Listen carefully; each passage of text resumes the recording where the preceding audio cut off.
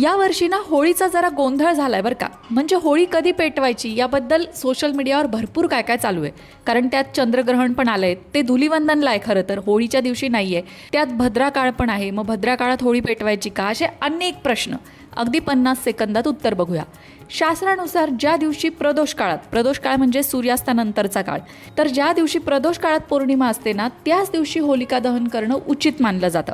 आता या नियमानुसार 2 मार्चला संध्याकाळी 5:55 फाल्गुन पौर्णिमा सुरू होतीये आणि म्हणून 2 मार्चलाच होळी पेटवली जाईल. मंगळवारी 3 मार्चला ग्रस्तोदित चंद्रग्रहण आहे.